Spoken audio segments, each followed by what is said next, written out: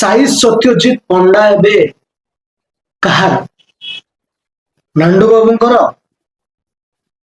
ना कालिया बाबू ए प्रश्न एबे समस्त मन दर्शक मान प्रश्न एवं यात्रा अनुष्ठान मानकर विवाद এই ঘটনাକୁ ନେଇ ବର୍ତ୍ତମାନ ଚାଲିଛି ସାଇ କାହାର केवल साई नुहे साई सत्यजित पंडा सहित पायल पटेल मध्य जोड़ी होकर जेहेतु दी जन कपुर दी जन ए कहा घटना को लेकिन उभय पार्टी मध्य शीतल युद्ध आरंभ हो सारी बेले मैदान उपरे उभय मालिक हरेकृष्ण महताब जो कमिटी रही खंडगिरी से एवं साई सत्यजित पंडा मध्य आईन युद्ध आरंभ हो सारी उभय उभय विरुद्ध कंप्लेन खंडगिरी थाना नांडू बाबू काली राति जाइए कौन तर असुविधा रही कौन से साई सत्यजित पंडा कौन देते एफआईआर से विषय जानवा जाते आज सका नांडू बाबू एफआईआर देती साई सत्यजित पंडा विरुद्ध एसहित केवल साई सत्यजित पंडा नुहे गतकाली राति हरेकृष्ण महताब सेवा समिति जोटा रही आम खंडगिरी छाती उपरे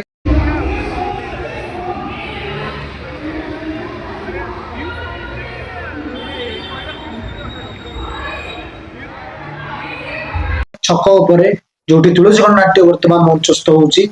कमिटी सदस्य माने भी गतकाली राति भेटिकी यही घटना जन एक एफआईआर लिखी जहाँकि आज एफआईआर को लेकिन कार्यकारी पुलिस जहाँ हाथ को नहीं से कर तेबे एबे ए घटनार प्रश्न पर आम जानवा चेष्टा करें प्रोब्लेम जो स्टार्ट है प्रोब्लेम टी कौन असुविधा रही दर्शक माने कौन कहते प्रथम दर्शक माने कौन कहते आसतु कथा हवा दर्शक माने कहते जपरी कहते साई सत्यजित पंडा पीयूष त्रिपाठी को फॉलो करुले एवं पीयूष त्रिपाठी स्ट्राटेजी को फॉलो कले से जमीती तुलसी छाड़े सूर्य मंदिर को आसिले सूर्य मंदिर छाड़े पुणी सिंहवाहिनी को आसिले से साई सत्यजित पंडा ट्रिक लगे से दिन जो देह खराब हवा कथा मिछ नांडू बाबू जमी कहले डॉक्टर भी कहते मिछ ये सब कथा केते सत केते मिछ आम जानी ना से विषय कथा हवाटा ठीक हम किंतु परिवार तंकर मना करने पर से स्टेज 2 दिन है चढ़ी ना आज राति जो नाटक हम शेष दिन खंडगिरी रे से भी चढ़े भी ना बदल में तोफान जड़े कलाकार अच्छा तुलसी से भूमिका निभाउछंती बाकी कथा रहा साई एबे हेबे कहार आईन रो युद्ध भितर कालिया बाबू जितबे ना नांडू बाबू जितबे नांडू बाबू जपरी कहते जे 5 वर्ष एग्रीमेंट रही साई कहते पीयूष भाई क्षेत्र में कहते 11 मास अधिक हो पार केमी 5 वर्ष ये सब घटना सब गुड़ाई कथा को इट्स माने इंगित करुच्ची बाकी जना ना घटनार सत्यासत्य केते किए सत कहे किए मिछ कहे सब दर्शकों हाथ में कौन बुझे कौन ना किंतु मोर मतामत एपर जो जिन गुड़ाक चली भल नुह गोटे कलाकार यहाँ गोटे पॉजिटिव साइन नुहे जहाँ भी प्रोब्लेम रही है घटना को सॉर्ट आउट जदि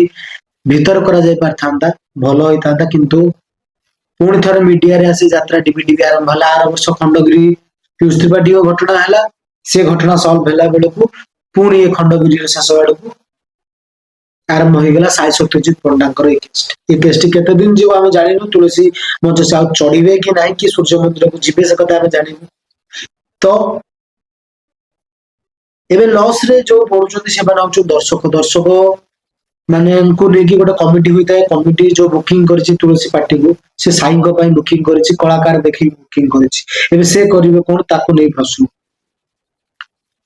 ए घटनाटी को जते जल्दी सॉर्ट आउट करा जाय पारिबो पुलिस द्वारा हो बा आईन सम्मत जहाँ भी हम प्रयोजकों द्वारा अर्थात नांडू बाबू द्वारा हो बा